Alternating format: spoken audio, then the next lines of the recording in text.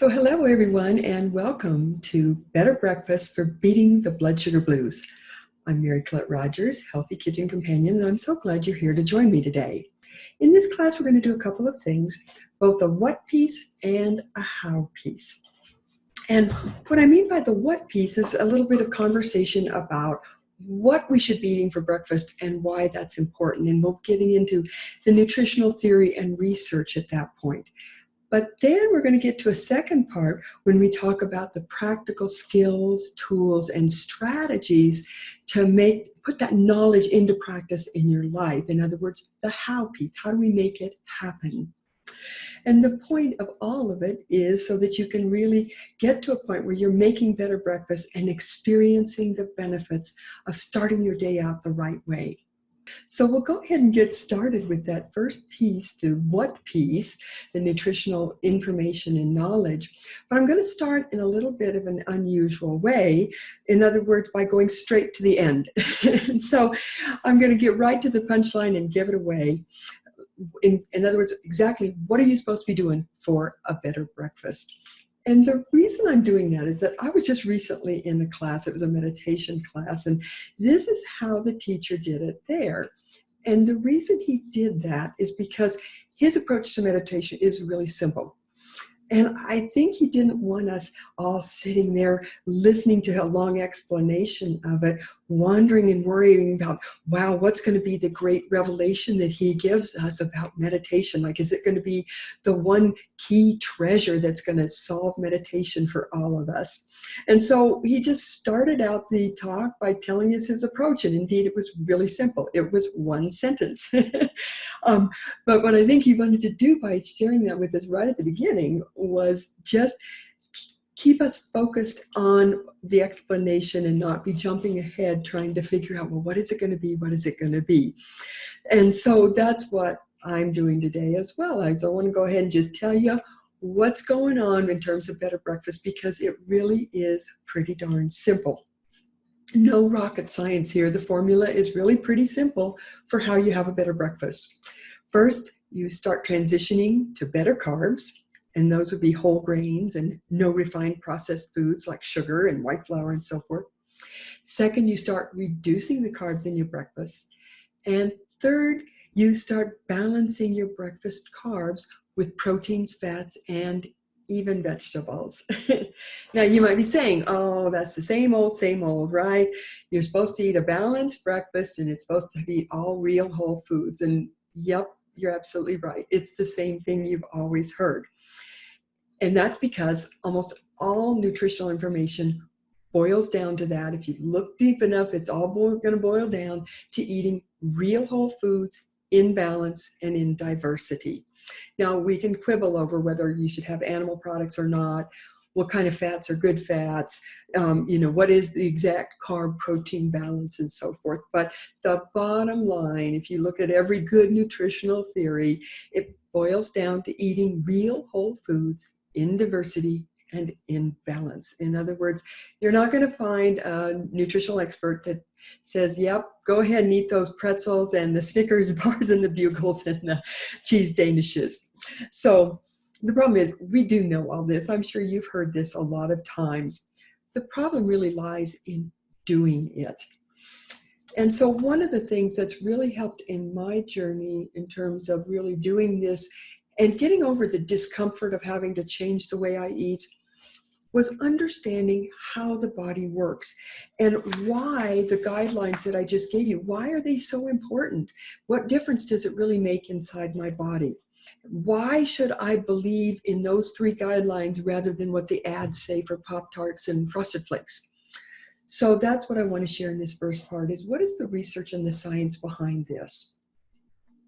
And let's start with just why is breakfast so important? It seems like for the longest time, breakfast has been kind of a footnote in the food world and even in the healthy eating world. We kind of ignored it and downplayed it. And for the longest time, I bought into that too. I didn't really give that much thought to breakfast. But my experience has shown me that breakfast is really, really important. And I learned this because as cravings and crashes consumed my life, I said, something's got to change here. So what I'd like to do is share with you some of my story and the personal experiences that have led me to that conclusion of how helpful breakfast is. And I hope maybe that can help you on your happy breakfast path. So my story actually begins in Japan, of all places. This is the first time that I really paid attention to breakfast. And the occasion was that I was on a study abroad when I was in college. And we were quite an interesting group of 30 American college students over in Japan in the early 70s. I'm sure we were some of the first white people they had seen ever or for a long, long time. And the trip over to Japan had been very long because jets were not nearly as fast then. And when we finally arrived in Tokyo, it was cold and clammy, and we were put up in these little tiny dorm rooms that didn't have much heating. And we were hungry and we were jet lagged, but somehow we just kind of all got to sleep. But we were really excited in the morning. It's like, yay, we get breakfast.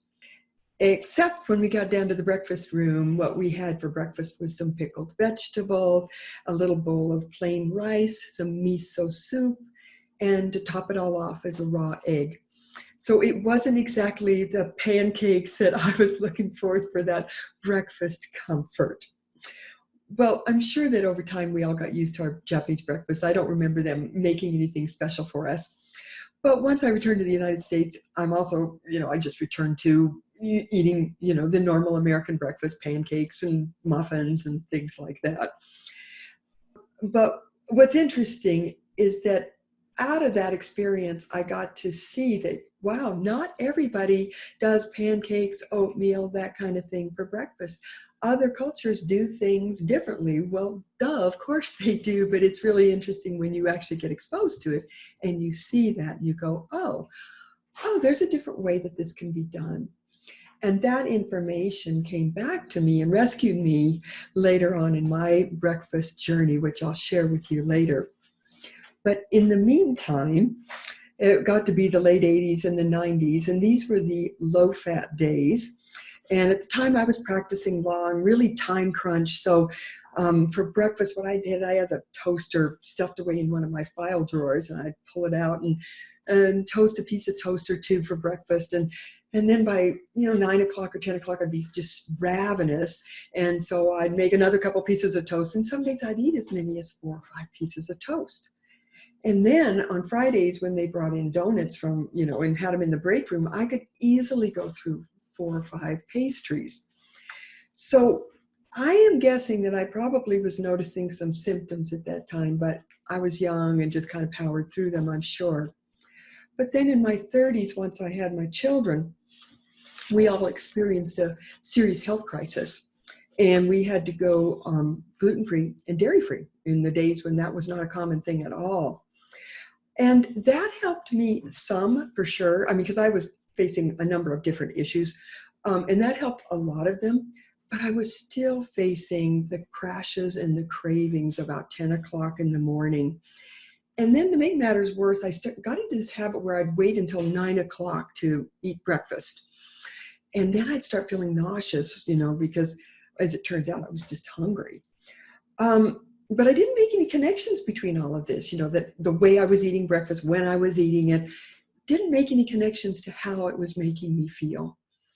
But then I finally went to a talk. It was by Erin Lever. She's a local nutritionist who's really good with this information around gut health.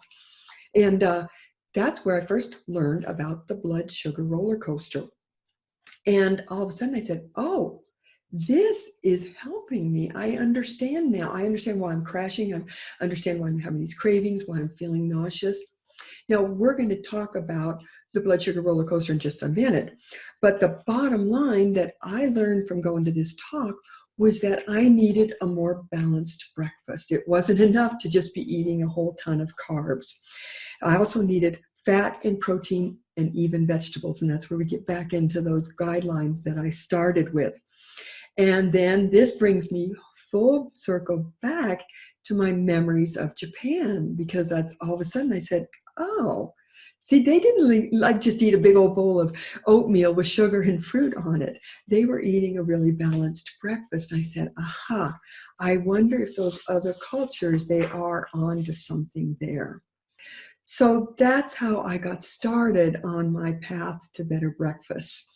And I'll share the specific things that I did to tame my blood sugar roller coaster. But first, I want to share a little more of the research around breakfast and why it's important, and then how to avoid what is that blood sugar roller coaster and how to avoid and get off it and avoid getting onto it. But before I go into that, I have to make a disclaimer. You need to know I am not a nutritionist, not a healthcare practitioner. What I'm going to be sharing with you is just general, readily available nutritional information. If you have specific problems, can I please encourage you to see a healthcare practitioner? What I'm going to share with you today is just a good starting point so that maybe you can at least start experimenting and seeing if things, what might help you. But if you have specific problems, it could be a problem with your blood sugar, but it could be other things too. And that's why you want to make sure that you see a healthcare practitioner for that. My contribution today is inspiration and implementation. Those are my strengths and what I want to share today. What I want to share is that if breakfast isn't leaving you feeling energized, then I want you to know there's hope. And I hope you feel inspired to try doing things differently. Begin experimenting beginning today or tomorrow with breakfast. And then the other thing that I want to really contribute, my big focus, is implementation skills. These are the practical skills and tools and strategies that can make better breakfast something that's sustainable in your busy life. So with that disclaimer, let's go ahead and start digging into some of the research and the nutritional information that's out there around breakfast, starting with why they're so important. And on this slide, I show the 8 reasons why breakfast is so important. Number 1, breakfast is a metabolic kickstart. It kickstarts your metabolism to help you burn calories all throughout the day. Here's how one expert explained it. She said, when you eat breakfast, you're telling your body that there are plenty of calories to be had for the day. So start burning them. That's my addition. But when you skip breakfast, the message your body gets is that it needs to conserve rather than burn any incoming calories. The second reason breakfast is so important is because it gives critical energy. I mean, it's kind of obvious, but somehow we seem to overlook it. When you wake up in the morning, you've obviously been fasting all night. So the blood sugar that your body needs to make your muscles and brain work, it's going to be low. Breakfast is what helps replenish your blood sugar so you can do what you need to get done in the morning. And by the way, that's what I learned was the reason I was nauseous in the morning is that I wasn't feeding my body soon enough in the morning. And so then I got nauseous from it. I was just over hungry. The third reason that breakfast is so important is that it prevents cravings, unhealthy snacking, and overeating. So what happens if you don't get that critical energy that we just talked about in point number 2? If your body doesn't get fuel from food first thing in the morning when your blood sugar is low, then you'll end up feeling zapped of energy or nauseous in my case. And that's the perfect setup for cravings.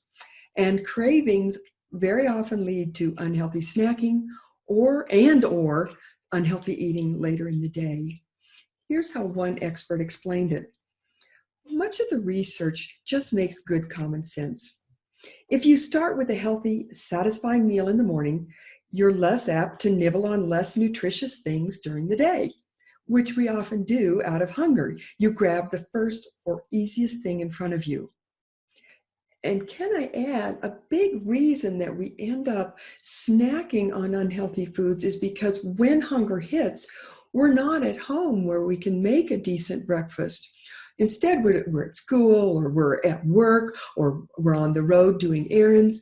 So when we get hungry, of course, we reach for whatever's there, which could be something at the 7-Eleven, something from the vending machine, but you can pretty well be sure that it's probably not very healthy for you. So the fourth reason breakfast is so important is that you will have better focus, cognition, and problem solving throughout the morning. You know, the brain needs a constant and consistent supply of energy. According to the research, it's well established that the brain uses more energy than any other human organ, accounting for up to 20% of the body's total haul. So without breakfast, the brain is deprived and has to prioritize functions. And what it prioritizes is its critical organs. Problem solving is low on the list. And yet if you're at work or you're trying to get the kids off to school, whatever, problem solving is the first thing you need. So yeah, it's another reason why you want to keep your brain fed first thing in the morning. Fifth reason is that breakfast improves the ability to get our daily recommended nutrients. You know, food isn't just calories that might make you gain weight. We eat food for a reason. Duh, it's to provide our bodies with the nutrients it needs to function properly. And we need a lot of nutrients. So it really helps if we can get 3 opportunities to get them in and to get them in a good balanced breakfast instead of the snacks that we might sneak all morning because we're really hungry. Sixth reason about why breakfast is so important is because it helps with weight maintenance, at least according to some studies. There have been a couple that didn't find much of an association, but there have been studies that show that people who lose weight and keep it off are people who eat breakfast. And I'm sure it depends a lot on the type of breakfast you're eating and how much, but there is definitely a correlation in some studies between eating breakfast and being able to keep your weight off. Seventh reason is that breakfast maintains your fasting and eating rhythm. It's interesting these days because we're learning more and more about how we need to have times when we do eat and then definite times when we don't eat. And that's all for the proper digestion of food. When you skip your morning meal, that can throw off your body's rhythm of fasting and eating. You end up eating a lot of weird times and at different times instead of just 3 regular meals with breaks in between. And then finally, eating breakfast is associated with broader good health. There's many studies that have linked eating breakfast to broader good health goals like having lower levels of bad LDL cholesterol, lower chances of getting diabetes and heart disease. And it isn't clear if breakfast causes these healthy results or if people who eat it have healthier lifestyles anyway, but it sure can't hurt to just go ahead and have breakfast, and there's a good chance that they can help you achieve those goals as well. So I hope you see the importance of eating breakfast. But here's the thing. It's not just any old breakfast that will help you achieve those 8 wonderful benefits. It has to be a good breakfast. And what's interesting is that in our culture, a good breakfast is often defined as something that's big and really yummy. And I'm thinking about, Snooze is one of those popular breakfast places. And I remember when I've been there, people are enjoying these big breakfasts of waffles and pancakes. And I looked up one of their menu items, the pineapple upside down pancakes. It's got white flour buttermilk pancakes with sugary caramelized pineapple chunks, house-made sugary vanilla cream, and cinnamon butter. And after you eat that, you probably can bank on crashing. So when we talk about an energizing breakfast, one that will help you avoid the blood sugar roller coaster, we're talking about a different kind of good. Where the kind of good we're talking about is we're talking about focusing on the quality of that breakfast. And that's where we get into those 3 guidelines where I started this talk. Transitioning over to real whole food carbs rather than refined and white carbs, reducing your carbs, and balancing your carbs with proteins, fat, and even vegetables. And I mentioned it's pretty darn simple, isn't it? The place where we have trouble is in doing that. And so that's why I promised to explain to you a little bit more about how the body works so that you can understand why it really is important what you put in your body. And What explains why it's really important is that blood sugar roller coaster. And you'll remember I mentioned that is what Erin Levers in her talk talked about, and that got me started on my Better Breakfast path. And I hope it can help you get started as well. So let's talk about this blood sugar roller coaster and start by defining it. In a nutshell, you could say that it's the digestive process that explains why we experience negative consequences from eating a low quality breakfast. And this diagram, I think, does a really good job of explaining that. So it starts there. Stage one is at the beginning of the roller coaster. You wake up in the morning, your blood sugar levels are low from fasting all night. So your body signals hunger, I'm hungry, and it hopes you'll take care of it. Generally, there's two common reactions to those hunger signals, but both of them not so great. Option one is we just ignore the hunger signals, and that's when we get nauseous or we have cravings and crashes and we can't problem solve. So that's one option. The second option is we will address the hunger, but we often do it with breakfast foods that are high in sugar and other processed and refined foods, like the common breakfast items of pastries, bagels, biscuits, pancakes, juices, fruits, and things like that. And the problem with these kinds of foods is that they're digested and absorbed quickly, which leads to a rapid spike in blood sugar levels. And you can see that where the roller coaster spikes upward. And at that point, then, the pancreas is forced to secrete insulin to bring the blood sugar back down. But the crazy thing is that the insulin response almost overreacts, and there's a crash in your blood sugar a couple hours later. When that happens, then the cravings and the hunger strikes again, causing you to want to eat more of those foods that are high in sugar and carbs so you can get your blood sugar back up. So if you do that and you eat those high carb foods, then you're back up on the roller coaster, and then you're probably going to crash again. And you might just do that all day until you get a decent, balanced meal that can bring your blood sugar under control. And this blood sugar roller coaster, it has some pretty serious consequences. In fact, they're kind of all the opposites of those 8 benefits that I just went through. When you're on the blood sugar roller coaster, you don't get any of those, and you actually get the opposite of them. You get hunger, mood swings, brain fogs, cravings, crashes. And you even get bigger things if this continues over time, things like depression, insulin resistance, and diabetes. Now, I gave you just a pretty short explanation of the blood sugar roller coaster. You should know, though, in your handouts, I included a longer description, which you may well want to read. In the interest of time, I didn't want to go into it in a lot of deep detail. But take a look at that handout. I'd encourage you to, so that you can really read and understand how this works, because I really think it will help you transition your breakfast into blood sugar friendly breakfasts. But what happens, and what that will help you do is when you get to a blood sugar friendly breakfast, what that does is instead of having this roller coaster, you get a nice, smooth, even curve. And that's what you see. That's the purple line on that diagram there. It's a nice, gentle curve there. You don't have those wild swings up and down. And the reason you do that is that you follow those 3 guidelines. You got better carbs, you're reducing your carbs, and you're balancing your carbs. So you might be wondering, well, why does the good breakfast like that flatten the curve? Why is it so different than, the usual standard American breakfast? Well, I compare it to the fact that good breakfasts kind of have a slow release feature, you might say. And you've heard of painkillers and medications that are slow release.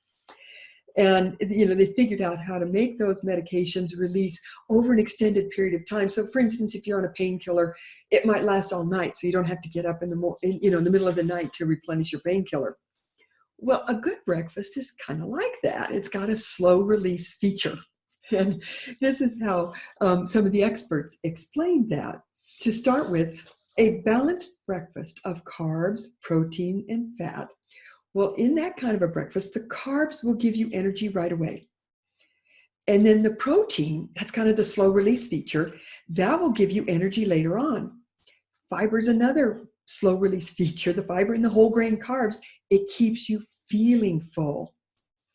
And then another dietitian added the benefits of both fats and proteins is that they help slow the digestion of carbs.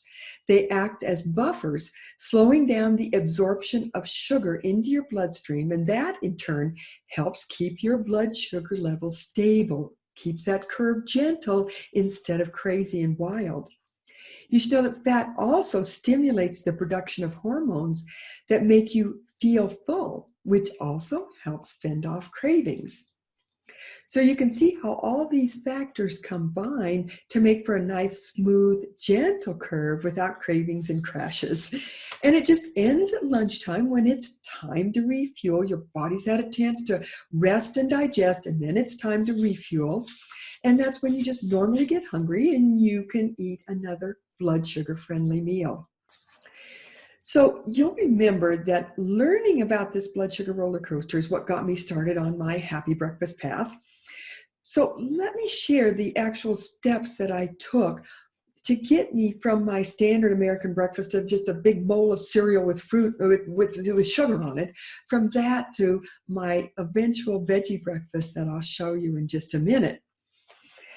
The first thing I did in terms of, I used that guideline number 1, is I transitioned my carbs over to whole grain carbs. And actually going gluten-free made that pretty easy because gluten-free means you're not having the wheat. And the wheat is where all the white refined flours are, that and white rice. And so once you go gluten-free, it's almost automatic that you're eating whole grains because you're eating things like quinoa and oats and buckwheat and things like those. And those are all whole grains. And I also switched over to unprocessed sweeteners. So instead of white sugar, I switched over to honey and maple syrup. But even still, I was facing a lot of cravings. And so that's when I said, okay, let me go on to that next step of having fewer carbs. And so I tried to cut back on my cereal, but I was still getting really hungry. And so I tried adding some nuts and some butter to it, and that helped because it gave me a little bit of fat and protein to it. But I still realized that my breakfast was still about 80% carbs. And so that's when I got really serious and went on to guideline number 3 of balancing my carbs with more fats, proteins, and veggies. And the nice thing about balancing out the carbs, rather than just trying to get rid of them or cut them in half and then starve the rest of the morning, is that you're adding to your diet, which is always easier than taking away. And by adding more stuff to your diet, you could take away the carbs without having to feel really hungry, especially when we know that those carbs and proteins help keep you from getting hungry all morning long. And so where I started was by adding an egg to my breakfast. Because I can eat animal protein, and sometimes I might have had bacon or some leftover meat from the night before, or maybe some ground meat that I would mix into my veggies and rice. And then for me, on the fat, I would cook my egg in a little bit of butter, nothing crazy, but a little bit of butter. And then finally, I did indeed add the final piece of vegetables. Now, it may seem odd, but I remembered my experience in Japan, and it's why I told that story, because as I observed them, I had to say, well, there could be a better way to go around about breakfast. And seeing that other cultures do things differently made me open to try. And, Japan is not alone. There's a lot of cultures around the world that eat breakfast for vegetables or savory dishes, and, not the usual sweet pastries that we eat. So I figured it couldn't help to try. And now I really love my savory breakfasts that include vegetables. So this is a picture of my typical breakfast where I am now at the end of my happier breakfast path, which is veggies, brown rice, and eggs scrambled in a good fat. And there's my balance, there's my reduction in carbs, and they're all good carbs because it's brown rice. It's a whole grain. So Why do I include vegetables in the balance? Because a lot of the experts don't mention anything about vegetables. They just say get the fat and the protein in there. And it may be because vegetables are kind of a big challenge in our culture. We are just not used to that. Although I have to say that I'm beginning to see more vegetables on restaurant menus and in recipes. But you should know there's lots of good reasons to add more vegetables to your breakfast as a way to balance and reduce the carbs in your breakfast. First big thing is that they are low in calories, and yet they are very high in nutrients. Remember, we need those nutrients in our body.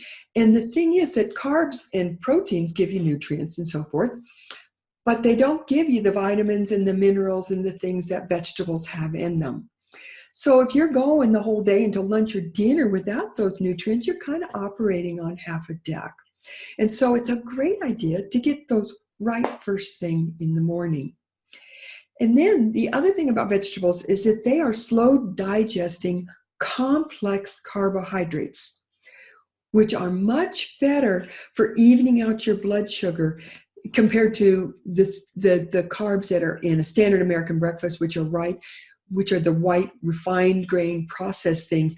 They burn up really quick. That's what gives you that blood sugar spike on the blood sugar roller coaster.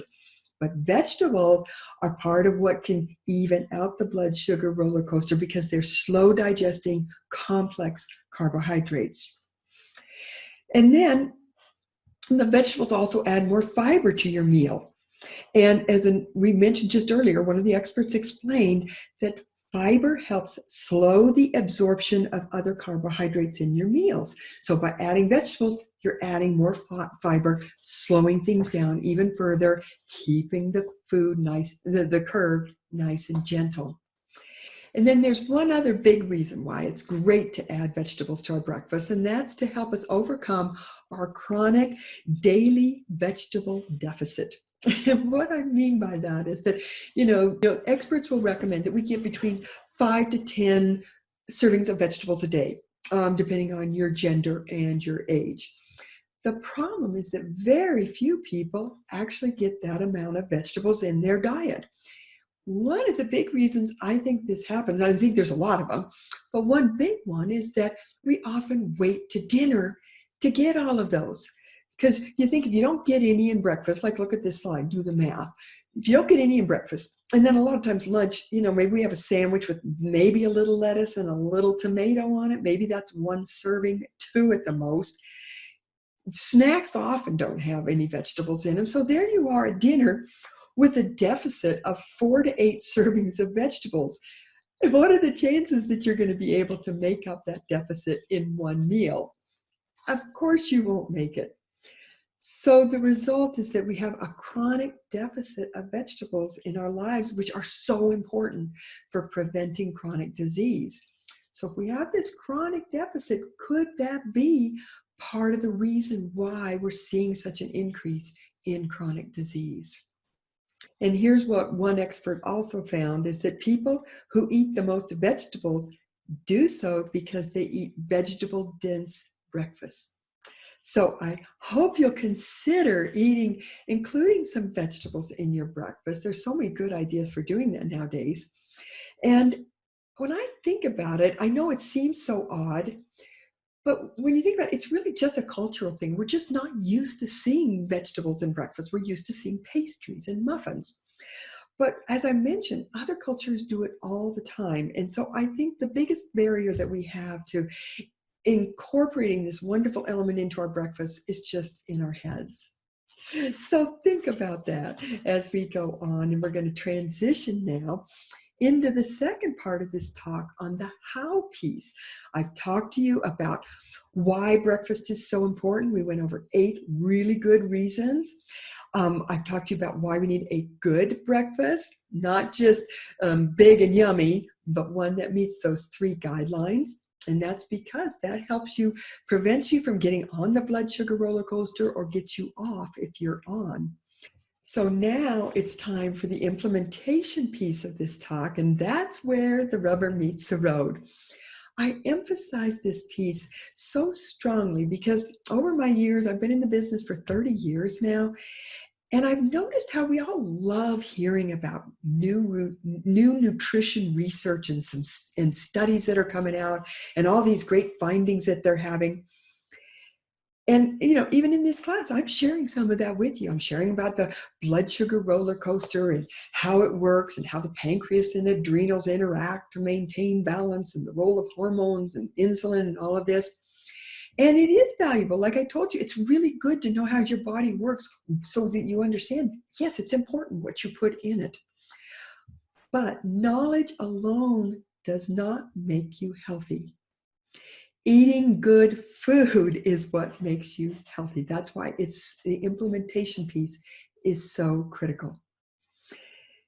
And I suspect one of the reasons that we so like nutritional articles and studies is a secret hope that this will be the one that shares the silver bullet, that shares the one easy thing we can do, and then good health will be ours.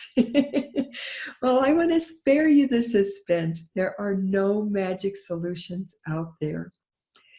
The bottom line healthy eating recommendation is always the same. No matter how the research evolves and develops, it always comes down to eating real whole foods consistently, day in and day out, in balance and in diversity. That's at the heart of every healthy eating recommendation. So just acquiring more nutritional knowledge, reading more studies, that's not necessarily going to lead you to better health unless it's implemented. And I've noticed that seems to be the key missing piece in a lot of dietary recommendations is the translation piece. Is you need to take and translate that knowledge into real meals on your table. You need to look at your breakfast plate and see, does it represent the 3 guidelines that we started out with in this talk? Have you been able to translate those from knowledge in your head into a breakfast on the table? So implementation is big. And when we get to implementation, probably one of the biggest questions in terms of implementation is, what do I eat? If I can't eat pastries and pancakes and syrupy coffee drinks, what's left? Well, it's really common to feel a little consternation, maybe even a little panic when we talk about changing the way we eat and changing our usual eating patterns. It can make us feel nervous and even a little bit panicky. Well, what's left to eat? And I understand this totally because when we had to go on our gluten-free, dairy-free diet, I had 2 little kids. My mother bear instincts kicked in and I was like, what am I supposed to feed these kids? Because 75% of our diet was gluten and dairy. And so I know that you can feel pretty panicky, but here's the good news that I learned, and you will too. There's lots of other foods out there and they're wonderfully tasting. You will feel happy and satisfied. No worries. So the next common question when it comes to implementation is, do you have any recipes, Mary? People are always asking me for recipes. And what I want you to understand, that's a very understandable comment too, because we're used to, when we need to eat a different way, we need to have recipes that will guide us into different ways and different things that we can eat. And so my immediate answer to that question is yes, there are tons of recipes. And if you just go onto the internet and search on vegetable breakfast or vegetable breakfast recipes, you will come up with tons and tons of recipes. But here's the more important question that I have for you. Are recipes really the answer? If I gave you the recipe for it, would you really start making Cuban black bean scramble with peppers and sweet potatoes? Would you start making that for breakfast on a regular basis? My suspicion is that getting to the Cuban black bean scramble for breakfast, if you're now eating a Starbucks cheese Danish or whatever you're eating, that could be a pretty big leap, a pretty unrealistic leap. And worse than that is not just that the leap is pretty darn big, but it could be so big that it would discourage you and cause you to give up. And that happens all the time with healthy eating. And once we give up, it's really hard to get going again. So that's why experts are always recommending that you do small steps. You want to set and achieve small wins that keep propelling you forward and feeling motivated. So instead of just trying to go from the cheese Danish to the Cuban black bean scramble, what about some small steps like these? If you usually eat cereal for breakfast, can you add an egg and start reducing the amount of cereal? That was one of my first steps. How about could you reduce the refined sugar syrup that you pour on your pancakes and add some whole milk yogurt or peanut butter on them instead? Or if you're a toast eater, could you at least switch over to whole grain toast and get some butter on there, or some peanut butter, or some whole milk yogurt? So you can see these are really valuable steps, but they're not recipes. They're just little ideas, little small steps that you can do bit by bit to transition to better breakfasts. And so rather than just give you a bunch of recipes that will likely just get buried in your recipe heap and never be seen again, I want to offer you, and I actually am going to give you some recipes, but even more importantly, I want to give you what I'm calling my better breakfast pathway. It's a gradual implementation pathway with a series of small steps. Now, of course, if you're ready to go big and you can do it, go ahead. But for me, you saw how I went pretty gradually, step by step, trying to improve my breakfast bit by bit, kind of getting comfortable with one step before I moved on to the next. And so you can be gradual like that too. That is just fine. My hope with this workshop, though, is that it doesn't take you a whole decade like me. I'm trying to give you some information so you can go a little bit faster than I did. But definitely it is fine to be gradual. And this better breakfast pathway gives you an idea of how to do that. So let's take a look at this. It has 6 steps. And the first 3 are more mindset, kind of bigger picture things. And then the last 3 are more specifically related to what's on your breakfast plate. So the first of these is to identify the project scope. And the question here is, do you really need to do anything? You know, we live in a culture that is very anxious around nutrition. So much information is being fired at us all the time about nutrition and what's healthy and the latest studies and so on and so forth. And there's good reason for that, because the health data is not good. But don't just automatically get swept up into our collective culture of nutrition anxiety. Instead, calmly and honestly assess your situation. Pay attention to how you feel. You know, are you feeling okay? Are you having any problems with crashes and brain fog and things like this? But you do need to note when you're assessing how you feel that there's a thing I call the new normal phenomenon. And that is because over time, if your health is deteriorating very slowly, you might not really notice it. It just becomes your new normal. And so when you stop to assess your things, you go, well, I guess I don't feel really bad. But what you really need to do is maybe compare yourself to 2 or 3 or 4 years ago and say, oh, compared to there, did my stomach hurt all the time like it does now? Or do I always feel kind of like bloated after a meal?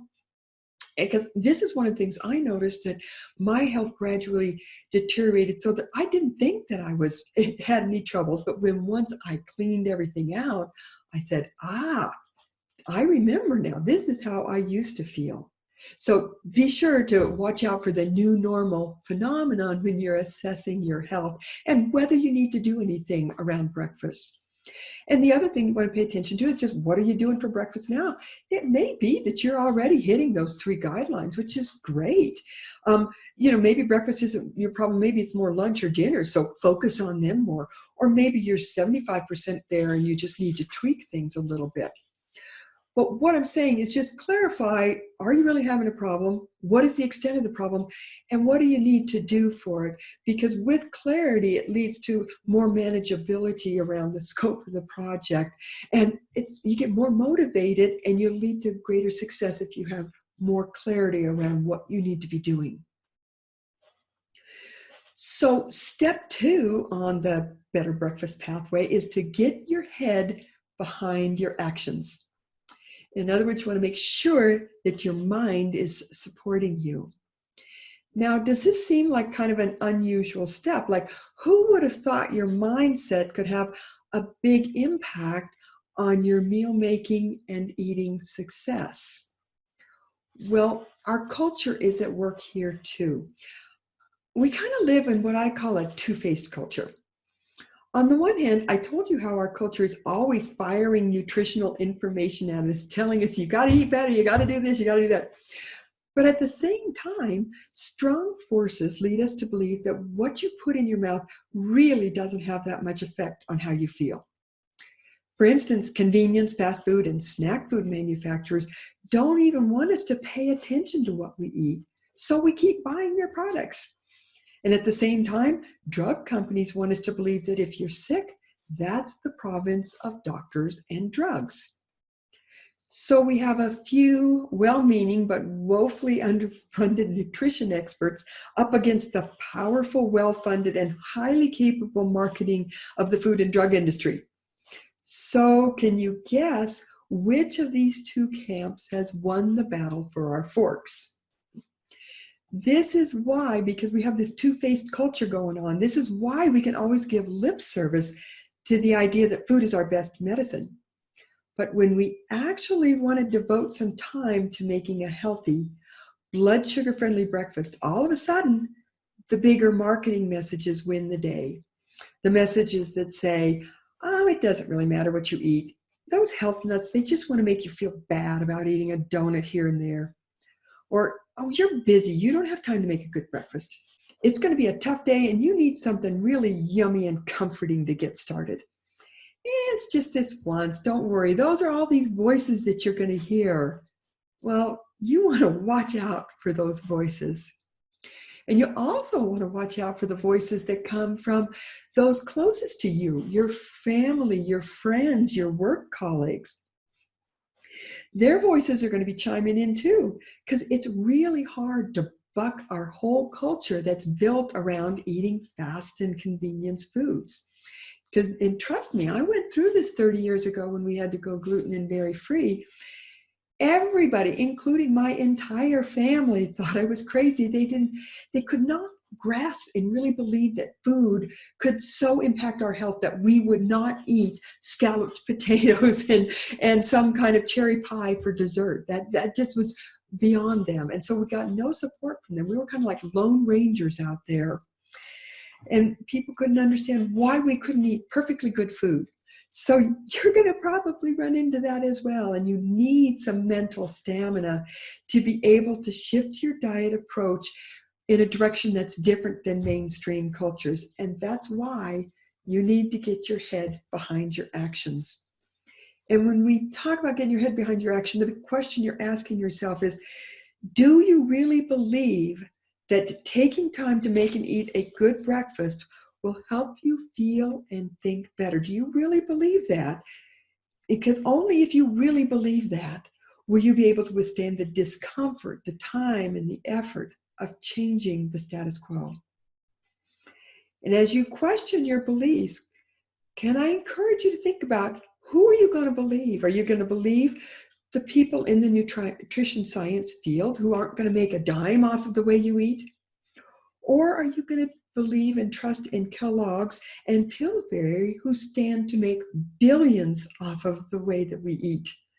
It should be pretty easy to figure out who you're going to give your allegiance to. So now step 3 on the pathway is making room in your life for breakfast. Really important, because if breakfast isn't even a part of your life, you've got to make time for it to begin with before you even get to the part of trying to figure out what's a good one and how to make your breakfast a better breakfast. And like I mentioned before, breakfast has kind of been sidelined in our culture, and for a lot of people, it seems like it's an easy way to cut corners and save a little bit of time and maybe some calories, right? So need to think about how are you going to open up your schedule to make room for it. So think about your morning schedule. You get up, you get dressed, you do your makeup, your hair, you walk the dog, watch the news, check the email, maybe make a phone call. So take some time now even to start thinking about, well, where in that scenario can you make room to get a breakfast in? And I know that it can seem like, oh my God, I don't have an extra half hour.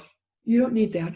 And also what you need to know is at the end of this workshop, after we do the cooking demo, I'm going to share some tips and strategies with you to make it so that you can easily get a breakfast on the table, even with your busy life.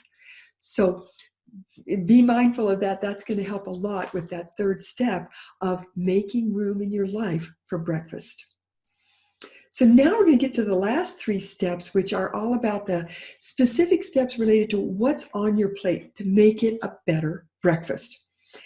And guideline number 1, that's step number 4, we'll get to guideline number 1, which is to switch to real whole food carbs.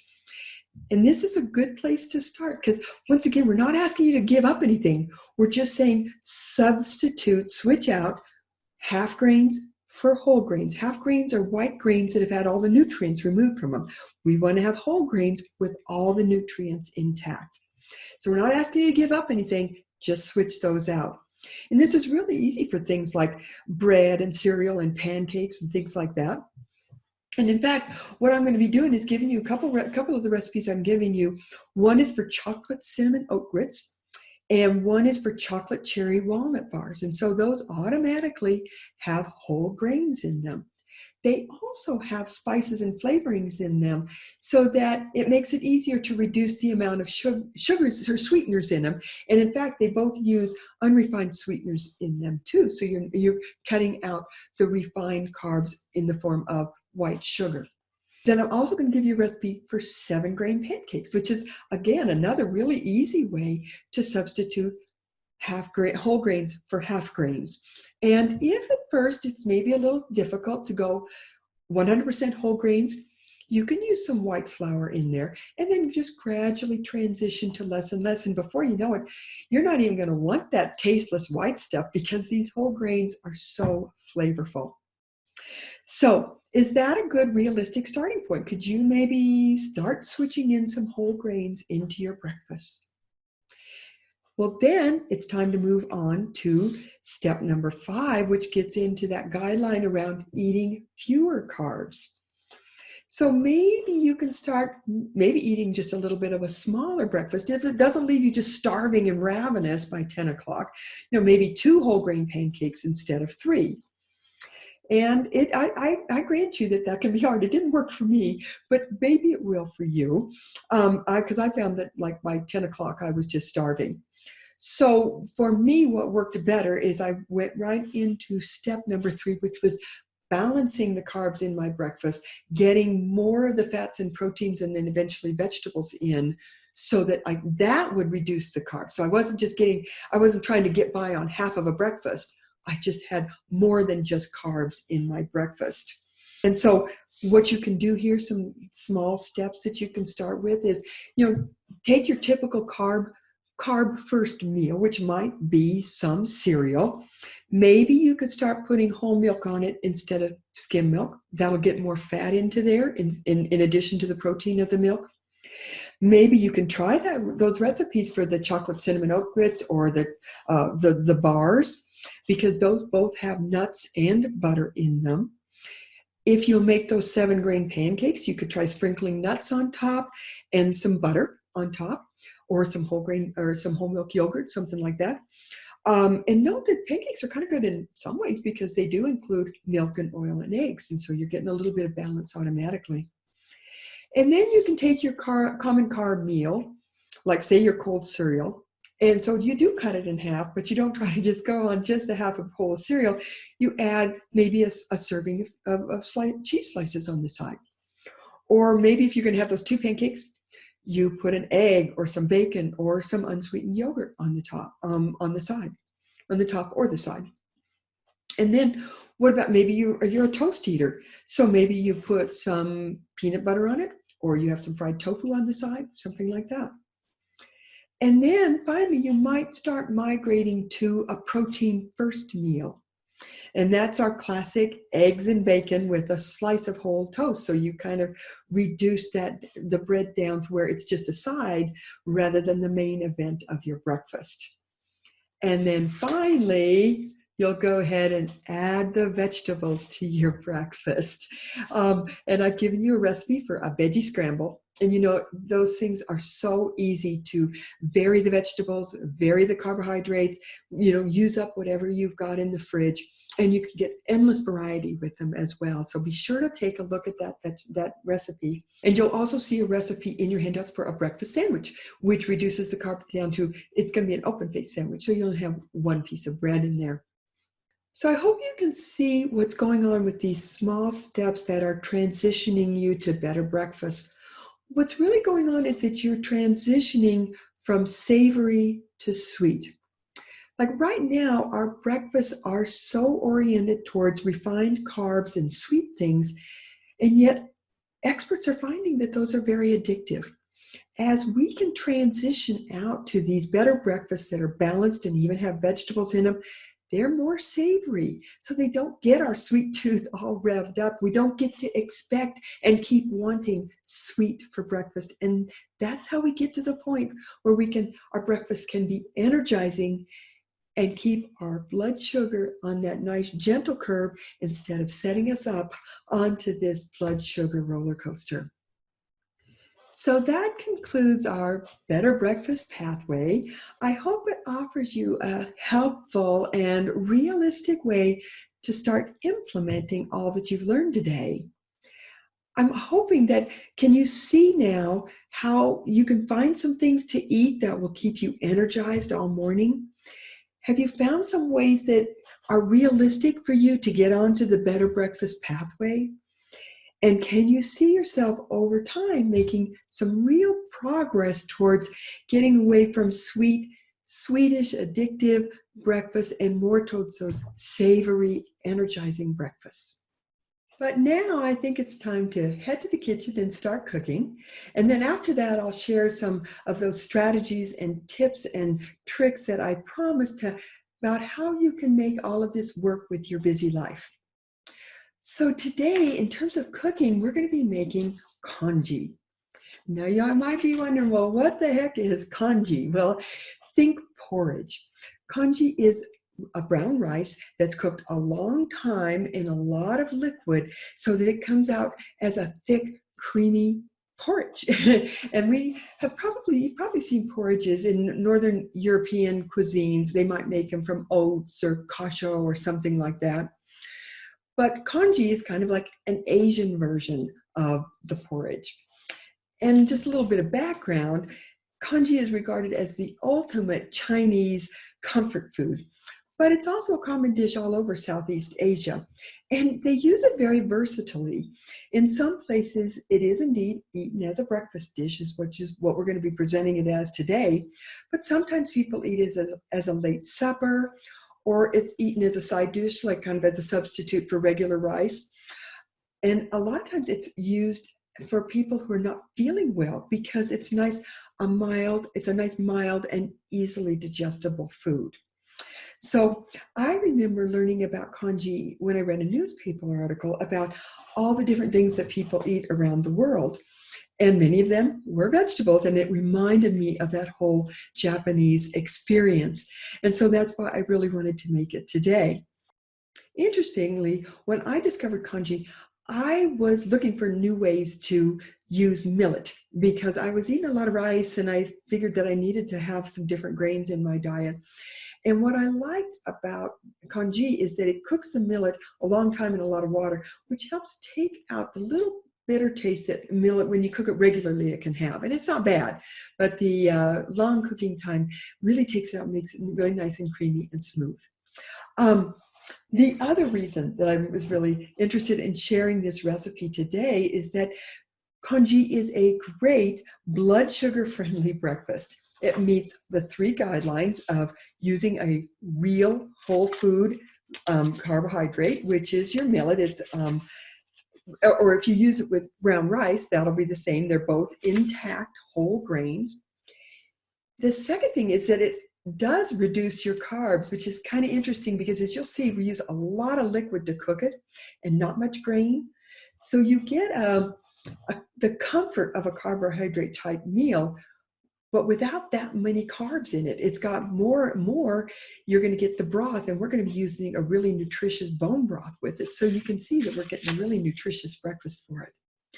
And then the third guideline is that it's really easy to balance the carbs in the congee with all the accessories that you can put with it. And I'll show you those when we get over to the kitchen.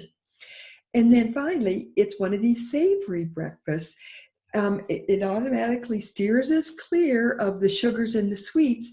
So we're not even looking for those tastes, and we're getting really satisfied by a really flavorful, balanced breakfast. So, and then, and the fifth thing, of course, it's so easy. So I think you're going to love that. You can make it in the crock pot and just cook it overnight. So let's go ahead, head to the kitchen, and you can just see all that. Okay, so are we ready to make some congee? Well, before we get started, I just want to show you something real quick.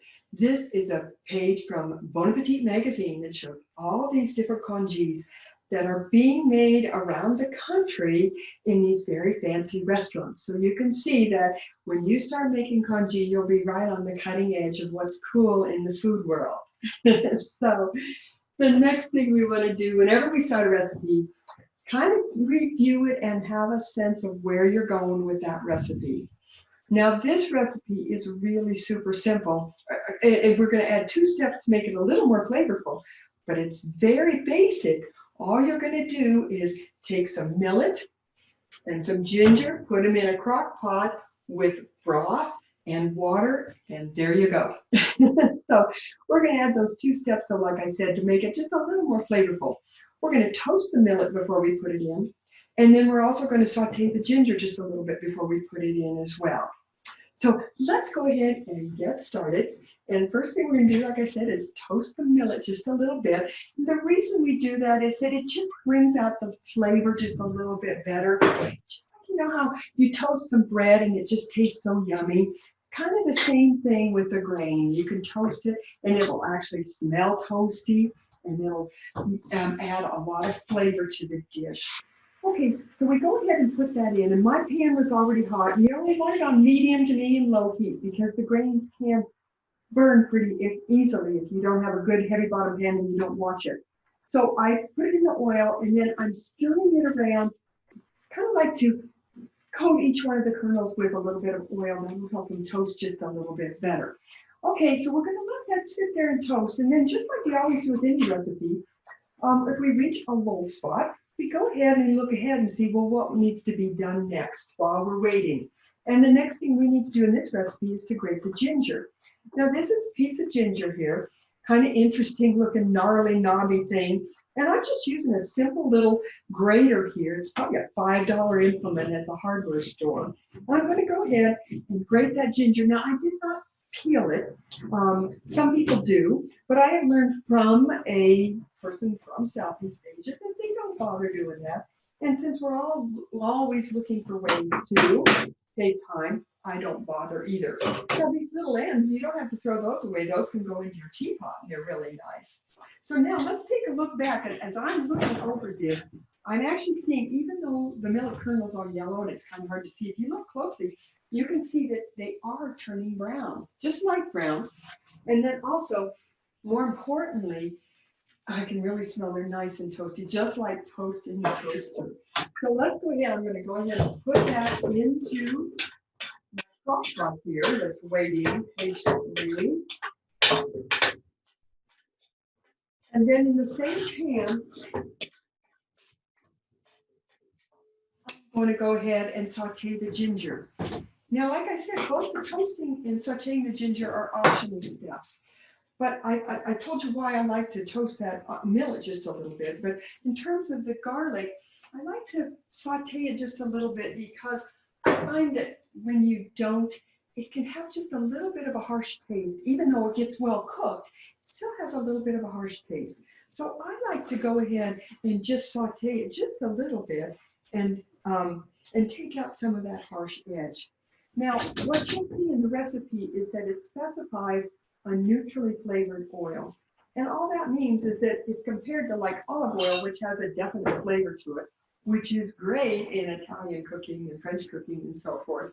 But if we're cooking an Asian dish, and so we'd like an oil that doesn't compete with the Asian flavors. So that's why we want an oil like this is, I'm using sunflower, there's safflower, avocado oil.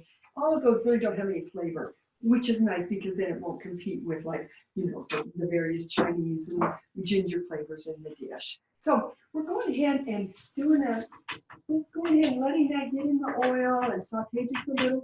It only takes a couple minutes, no big deal. So now let's go ahead and look ahead and see what else needs to be done. And at this point, we'll go ahead and add the liquids. And I've already mixed up, well, here's the water, which is, and by the way, I'm only making a half a batch because I've already got a batch here that I'll be showing you that it's already done. So I'm going to go ahead and add the water, and then I'm going to add the broth. But what's interesting for the broth, you'll see that it's a dark green color. And that's because it's a combination of, this is my bone broth, but you can see it's just so thick and rich and adds wonderful flavor to the dish, as well as a lot of good nutrition. But to that, I also added some asparagus puree because we're in asparagus season right now. And a lot of times I end up with some of the ends from the asparagus, but I don't want to just throw them away. So I cook them in a bone broth, cook them down, puree them in my Vitamix, or a blender will work just fine. And there I go. I've got a wonderful, wonderfully flavored broth, but also a great way to add more nutrition to my dish. So we got our water in, we've got our broth in. The only other thing we need to add is the salt, and then the ginger should be done by then. And we'll add that in. Go ahead. I'm adding just like a quarter of a teaspoon. And because salt is always something to taste. And if you're wondering about it, go on the lighter side, and then you can always add more when it's done. So now I'm going to go ahead and turn that oven off, or the stove, excuse me. I'm going to go ahead and add this ginger to the mixture here. And then we stir, you put a lid on, and your congee is done. So you can see that this is not hard at all. Can you envision yourself being able to cook this, or just put it together at night, put the lid on. Let's see, here's my lid way over here. Put the lid on, turn it on overnight, and then in the morning, you've got this wonderful congee all done. So let me show you what that's going to look like in the morning. I'll go ahead and bring this over and hopefully be able to show you. It might be a little hard to see. Maybe I'll try and take a picture of it as well and show it up. There we go. Now you can see what a nice thick porridge that's making. And it's real creamy.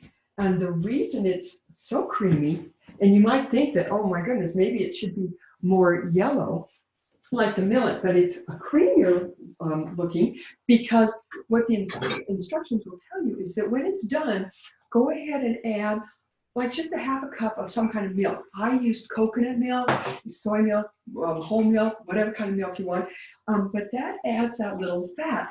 Because what happens is we made this dish so easily, but now it's the accessories that we put in with it that it allows us to be able to balance it out and get that balance, that third guideline where we want to balance the carbs in the millet with some fats and protein and some vegetables. So a couple of things that I did, number one, is I sauteed some greens, put those down, and then put a bit the millet on top of that. I also put some peanuts and some Szechuan sauce, but you can see that between the coconut milk and the greens and the peanuts, all of a sudden I'm adding a lot of good balance to the dish.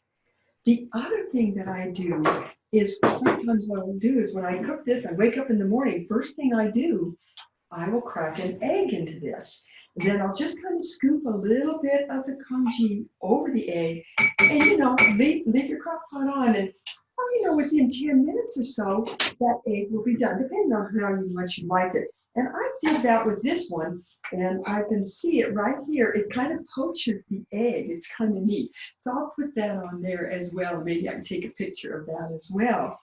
But then you can see that You can doll this up in so many different ways. The recipe gives you all sorts of ideas. And that's where the fun comes in, making it just the way that you like it and balancing it for beating your blood sugar blues as well at the same time. So I hope you're inspired to make some congee and see how that works for you. And now we'll head back and I'm going to share some time-smart strategies to make these kind of breakfasts work with your busy life. Okay, well, I hope you enjoyed that cooking demonstration. And now it's time to finish up. As promised, I wanted to share some time-smart strategies with you. You've got information on why you want better breakfast. You've got lots of ideas on what to make for a better breakfast. You've got a pathway to a gradual transition to a better breakfast. Now, how can you make this work in your busy life? So I want to share 8 strategies to make this easier for you.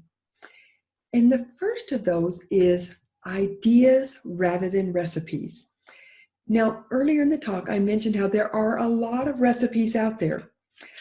But I also question, are recipes really the answer?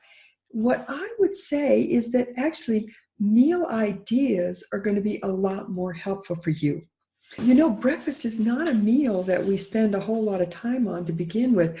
What we really need, rather than a recipe that we have to follow and it takes a lot of time, we need something that we can cook from the hip, not really following a recipe. And that's where meal ideas come in rather than recipes. And you can see this in my standard veggie, rice, and egg breakfast. It's just a formula that I follow every day. I saute some veggies, I add some cooked brown rice, I scramble with an egg, and then I add a spice blend. Done.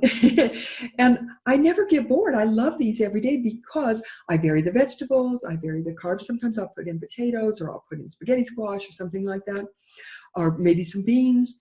I use different grains. Sometimes I put in eggs, sometimes I put in ground meat in it.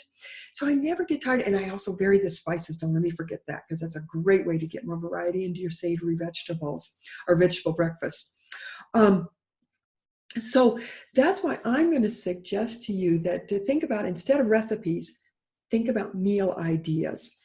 Find one that appeals to you and then be able to riff on it. That's how you can just cook from the hip without having to follow a recipe when you're really busy in the morning. And so the congee is another great idea, my veggie breakfast. But here's a number of other ones here. A breakfast wrap with romaine lettuce or ham slices or cauliflower tortillas. Vegetable breakfast burritos or bowls, making sure that you're using whole grains or there are paleo options as well. Vegetable smoothies, quiches, frittatas, and egg bakes, vegetables with poached eggs, savory muffins, root vegetable hashes, and vegetable soups, which are great in the winter. So any of these, if you learn them once, you can learn many different ways that you can vary them without the tediousness of following a recipe. So you can get a really fast breakfast, but a blood sugar friendly breakfast on the table pretty quickly. Next strategy, leftovers. And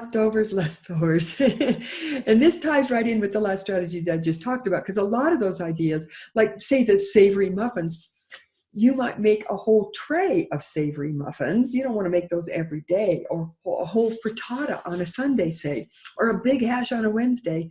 And then you can eat those leftovers for a couple days. And you might eat them as is, or you might get creative. Like with that congee, I might put it over a bed of spinach one day, but the next I might put it over sauteed red peppers and mushrooms. The chocolate cinnamon oat grits, it gives you an idea for leftovers. Is the leftovers you pack into a little loaf pan, and then you slice it and make it into like oat grit pancakes the next day. The breakfast scramble can go into a lunch burrito or a breakfast burrito for the next day. So another way to get the advantages of leftovers too is when you have leftovers from another meal, use those in your breakfast, particularly if you have some leftover vegetables. Those can go into your veggie scrambles, or you can just eat them on the side as well. Next strategy is be sure to stock your pantry. You want to make sure you stock it first with the basics. Because, most of the better breakfast can be made almost entirely from the pantry, which saves you time-consuming trips to the store. So you want to stock up, get a lot of brown rice and millet and buckwheat. Stock several containers of broth. Eggs can stay in the refrigerator for a long time. Bacon and sausage can be kept in the freezer almost indefinitely. Burger meat, neutral cooking oils, coconut milk, all those things can be stored. So buy several of them. Don't have to keep running back and forth to the store for them. The second thing you want in your pantry, though, are some fun things. These are the things that will make your breakfast really yummy and just the way you like it. And I've got lists there, and I'll put these in your handouts as well. But nuts and seeds and fun spices. Like I told you, I'm always varying my spices. I've got wonderful spice blends that turn my veggie breakfast into something completely different from day to day. Fresh or jarred ginger like we used in the congee today, some fun sauces like salsas, peanut sauce, Szechuan sauce, frozen vegetables, excellent idea for time saving when you're going to make your vegetable scrambles. So anyway, there's a number of other things on there. You can see those, but find the ones that appeal to you and make sure that you stock those in your pantry. Strategy 5, use your slow cooker. I have 5. I've got 3 going right now. I've always got something cooking away in a crock pot so that I have something ready to go. And like that congee, you just plug it in, leave it all night, and then you're ready to go in the morning. Same thing with the oat grit cereal. The bone broth can be made in there. I want to even experiment with making a quiche, probably a crustless quiche in my crock pot, and see how that works. Or a root vegetable hash in there that could be all ready in the morning. So you can sure experiment, and gosh, look online as well, and you can probably find lots of ideas for slow cooker breakfasts that are really savory and healthful. Next strategy, always have a pot of cooked brown rice in the fridge or some other grain, because you can see once you have that, it's easy to make a quick breakfast with it. Next thing is have your meal ideas at the ready. Eventually, you're going to get to the point where you're just working from memory on them. But at first, you might need a little reminder card of what goes in them. Keep that. You can keep it right on the inside of your cupboard door. So it's really handy. And you can just take a quick look at it and go, oh, yeah, I remember I got to put this and this and that. Yeah, okay? And if you need some measurements, that'll be there as well. Next strategy is batch cooking. And like, for instance, with my veggie breakfast, a lot of times what I do is I make a big batch of sauteed greens, then and then I have my pot of rice, of course. So making breakfast is like a 10-minute affair, if that. And so this is pictures of my big pan full of sauteed greens. And then I just store those in the fridge, and there's enough for 2 or 3 days there, or maybe even 4. And then the final strategy is to plan ahead. I'm always getting after people. Plan, plan, plan. I call this the #1 best and most brilliant way to make all your healthy eating dreams come true. And it's always a great habit. It saves time. You get better taste, more variety, and money savings. And it's especially important when you're transitioning to a new way of eating. Because when you're in a hurry and you're racing out the door, it's just so easy to just go, oh, well, I'll just grab my usual, whatever you used to eat, like a power bar for breakfast, for instance. And with a plan, though, you've got everything you need, and you've got the idea, so you can make it quickly and eat the breakfast that you really want to be eating. And I also say that the plan is kind of like your accountability buddy. It keeps you on target so that you don't go and just race out and go, oh, I'll just go with that breakfast bar this morning. And then also it helps you see, as soon as you make your plan, if everything's not in your pantry, then you need to add that to your shopping list so you have everything you need right when you're ready to make breakfast. And so I've done a whole workshop on planning ahead, because it is so important and so valuable for healthy eaters. So I'll be sending you a link for that. So if planning is something that's new for you and you haven't experienced the wonderful benefits of it, be sure to take a look at that workshop. So to conclude, let's recap what we've learned today. First, we've learned the what piece. That's the nutrition, research, and knowledge about what we should be eating for a better breakfast. Why breakfast is important, and don't skip it. What is the blood sugar roller coaster, and how it can explain why breakfast is leaving you crashing and craving instead of energized. And we've learned about what is a better breakfast, what does a blood sugar balancing breakfast look like in terms of its carbs, reducing them, balancing them. But then, as importantly, we've also learned the implementation, the how piece of better breakfast. We've learned some food ideas of what can you eat if it's not pancakes and pastries. And then we've learned an implementation pathway, gradual steps you can take to transition to better breakfast. We've learned some time smart strategies to make it easier to make better breakfast work in your busy life. And then we learned about congee. And I hope you'll try that recipe. It may be too big of a leap right now, but it shows you the places that you can go. Maybe in a couple months, you'll be ready for that. I hope so, because it really is a tasty dish. So I hope you're feeling confident and inspired and ready to go, and see if this doesn't make your days feel a little better. For me, it made such a huge difference. That's why I was so excited about sharing this. Instead of crashing and craving and being mired in brain fog, I felt energized after breakfast. And that's why I wanted to share this with others. And the coolest thing about all of this is that as you go along the better breakfast path, what you're going to find is that your body becomes your ally. And what I mean by that is that if you give your body a good breakfast and it learns to function on that, then if you decide, oh, one day I just want to have a cheese Danish, well, your body is going to give you immediate feedback and say, buddy, not working for me. And so that is when you're going to go, oh, okay, your body's going to help you eat better breakfast and better breakfast and better breakfast. It becomes your accountability buddy. It helps you. Instead of you fighting it, it becomes your ally. Like, for instance, for me, I told you how I could easily eat 4, even 5 pastries when they brought them into the office on Fridays. Now I look at a donut and I just have absolutely no interest in it. When I go out to eat, the pancakes and the waffles, no interest. Even my kids' birthdays, we used to have these wonderful pancake breakfasts. Even my kids don't even like them that much anymore because we've all transitioned away from those carb-heavy breakfasts. And I'm telling you that because I want you to know that I'm not some incredibly disciplined person. The fact is, I don't feel that I've ever sacrificed or felt deprived. If I ever wanted pancakes, I'd have them. But the good news is that the further along the path I got, my body would give me immediate feedback and say, no, Mary, that doesn't work so good anymore. And so my body has led me on the way, and the good feeling that I get from eating better breakfast is what keeps me on the path. And I don't feel like I'm fighting my body, that I'm sacrificing, or that I'm deprived. In fact, I live this.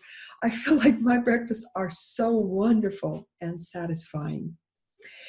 And so what I hope is that you will experiment with all the ideas that we've shared today.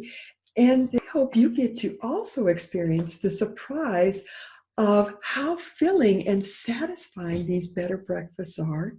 And I hope that you also get to experience that, this healthy eating isn't as hard as you think. It's easier than you think.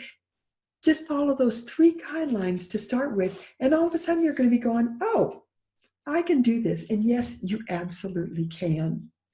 So I hope that you're going to feel inspired to go out there and start experimenting and seeing, how do you feel after a better breakfast? And I want to alert you, there's 2 other things that might be helpful for you. I've got 2 other online programs, how to cook healthy meals without really cooking, and that meal planning workshop that I mentioned earlier. So feel free to check those out. I'll send links on them. But for now, I want to say thank you so much for joining me and about learning more about how to live a better and healthier life. Please do feel free to email me if you have any questions or comments. I love hearing from you. But for now, I want to say goodbye and thank you, and may you enjoy many happy better breakfasts. Thank you.